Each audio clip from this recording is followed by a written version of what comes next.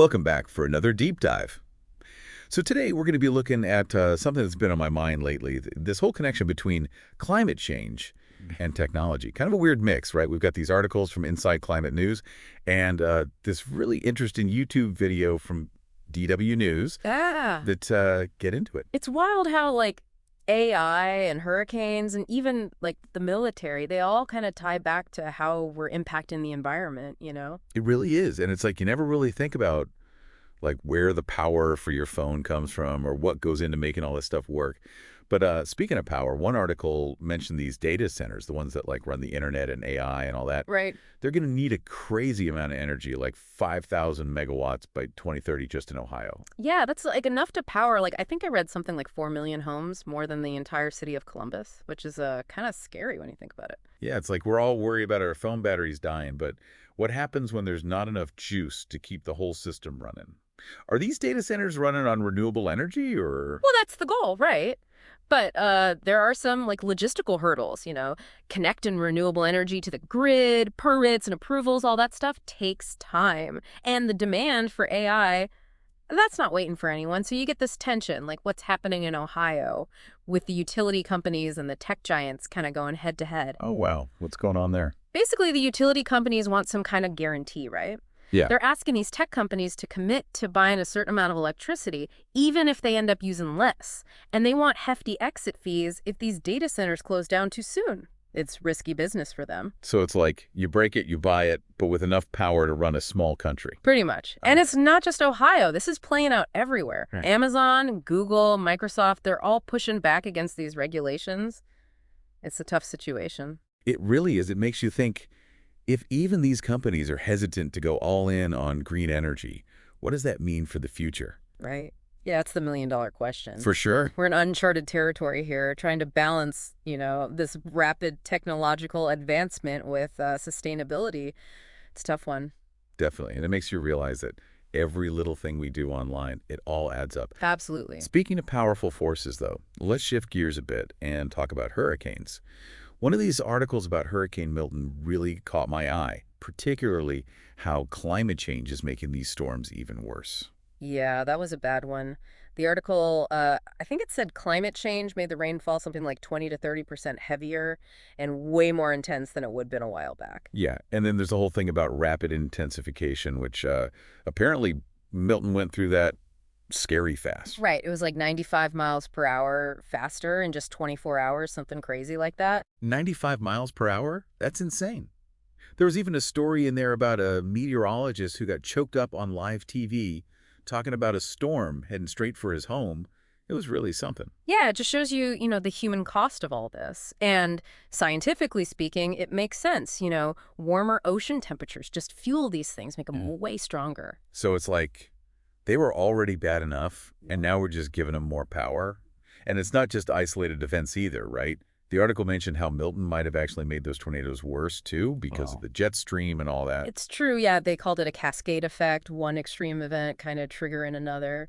And it makes sense that as things get warmer, we're going to see more and more of that, unfortunately. It's definitely something to think about. Climate change isn't some far-off problem anymore. It's affecting us right here, right now. Right, it's here. And it's not just hurricanes, right? Even the military, something you wouldn't necessarily think about, has a huge impact on the environment.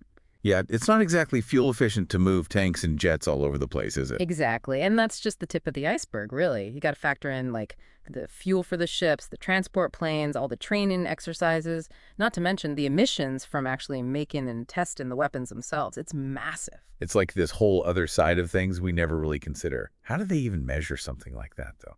That's the tricky part, right? There's a lot of debate about how to accurately account for those emissions, especially what they call Scope 3 emissions. Basically, it's the emissions that come from a company's supply chain, not just their direct operations. So like for the military, that'd be the emissions from making the steel for a tank, not just the emissions from the tank itself, right? Exactly, the whole shebang, from mining the raw materials to transporting the finished product.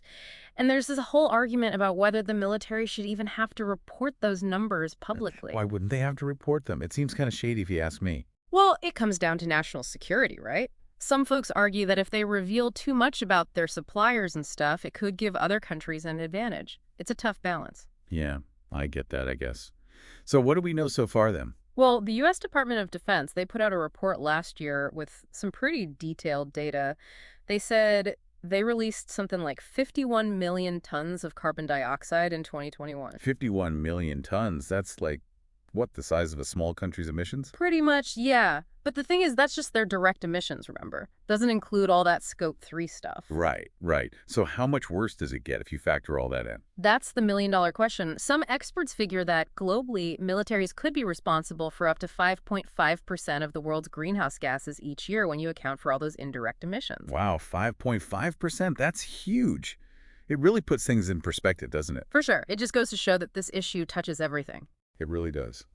Now, switching gears a bit here, the DW News video we watched mentioned El Nino, which is supposed to end sometime next spring.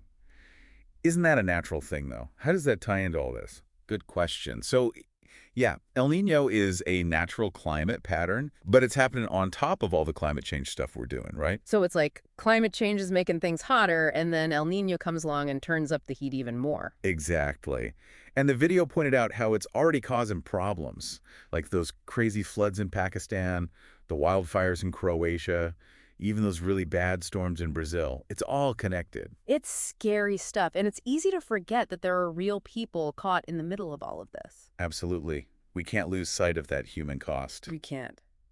The video also mentioned these tipping points in the climate system, which sound pretty ominous. Yeah, those are like points of no return, basically. Once we cross them, things can change really fast, and there's no going back. Like, we're talking runaway climate change kind of stuff. Exactly. They mentioned the Greenland ice sheet melting, the AMOC slowing down, all sorts of scary stuff. What's the AOMEC? So basically, it's this huge current in the Atlantic Ocean that moves warm water up north and cold water down south.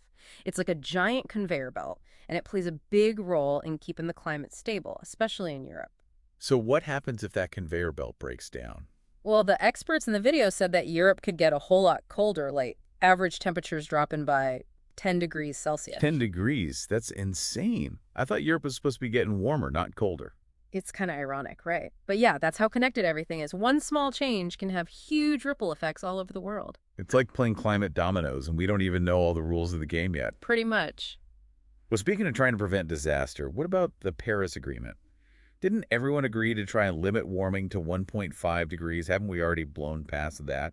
Well, it's not that simple. The 1.5-degree target is a long-term goal, like Yeah. over a couple of decades. Just because we go over it for a year or two doesn't mean it's all over. So there's still hope. There has to be, right? Oh. But the video did point out that this year was the first time we exceeded 1.5 degrees for a whole year, which is definitely a wake-up call. Definitely a wake-up call. It sounds like we're running out of time to turn things around. We might be, but we can't give up. We have to keep looking for solutions, whether it's finding ways to power our technology more sustainably or rethinking how we do things as a society.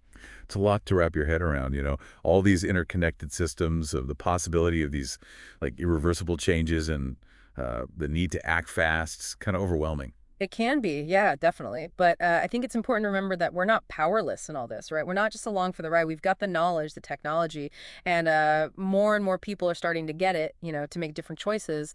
It's about turning that awareness into action.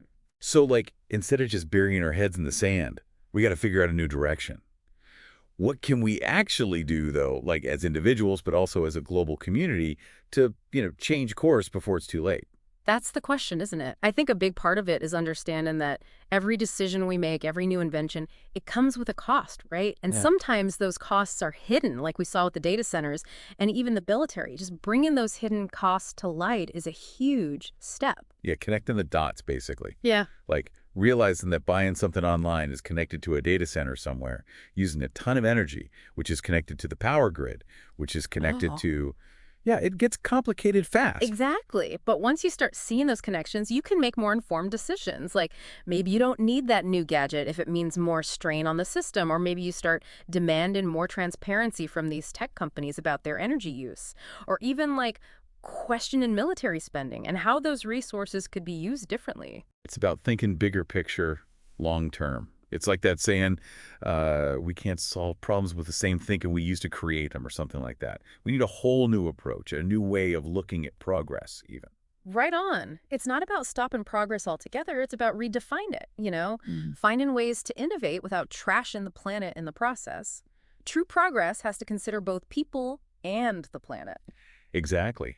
It's about building a future we're actually proud to leave behind. So as we wrap things up here, what's like one big takeaway you'd want to leave our listeners with? Something to chew on, something to think about as they go about their day, using their tech, living in this crazy world. That's a good one. I guess I'd ask them to think about this. Next time they're using their smartphone, just take a second to consider its environmental impact. All the energy that went into making it, powering it, and eventually recycling it. What if, instead of just a price tag, everything we bought had, like, an environmental cost label on it? How would that change our choices? How would that change our whole perspective on progress? Wow, that's a really good point. Imagine if we valued sustainability as much as we value, like, convenience or having the latest gadgets. It'd be a huge shift, but maybe it's the kind of shift we need. A huge thank you to everyone for joining us for this deep dive. It's been real, and we'll catch you next time for another one.